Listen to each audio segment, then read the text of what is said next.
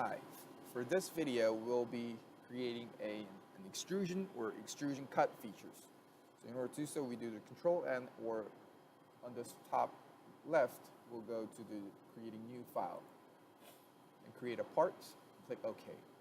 And we're in the 3D space. In order to do so, we need to go to sketch to draw a base of the extrusion. Click sketch and it'll show you 3 planes that you want to work on. Whichever works fine, but for this one, we'll click a front plane. Now we'll create a sketch of the base that will be extruded. For this instance, out of circle, rectangle, slots, or a polygon, ellipse, I'll click a polygon with 6 sides as one of the parameters, and click the origin as the base. And I can do a smart dimensions from the origin to the one of the corners, and I'll have 50 millimeters as the distance.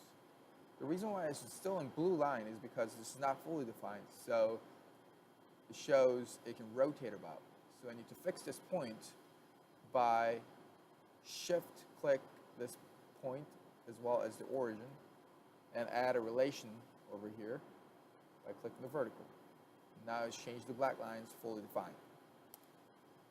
Then I go to Features tab, click the Extruded Boss Base by doing the extrusion, and I can change the thickness. I'll add 50 millimeters, and this will show you the extrusion. Very similar to extrusion, you can do the Extrude Cut. In order to do Extrude Cut, we need to do the sketch onto whatever surfaces or any of the top, front, or right planes that we want to work on. Click the sketch. If you want to click on the surface of the part, you can click to do so, or if not, there's this drop-down menu on this black triangle that you can click, and you can either click on the top, front, and right plane as well. For this instance, we'll click one of the surface of the part. For this case, I can also draw any of the sketches like polygons, rectangle, or ellipse, and so on. But in this case, I'll create a circle. Click the origin. And also, this is a blue line right now, so I'll have to click the smart dimensions to the diameter. So I'll do 50 millimeter for the diameter. And this is fully defined now. Now I'm going to do the extrusion cut. So go to back to features.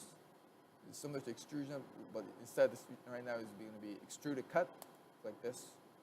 And I can do either 50 millimeter cut, which is actually the thickness of this part, by having this blind, which means that you can create the extrusion cut to whatever length you want to, or you can do up to surface. Up to surface meaning that up to whatever surface that you want to do the extrusion cut. So if you want to do all the way, we'll click the other end of surface, and it will show you the preview of the extrusion cut. If you want to do the blind again, but at this time, let's imagine that there's another part over here that we want to do the cut, and you want to change the direction. You can either by click this arrow and change the distance and direction of it, or you can click this arrow right next to the blind that shows the direction. In this case, we'll do 50 millimeter. And that concludes the extrusion and extruded cut.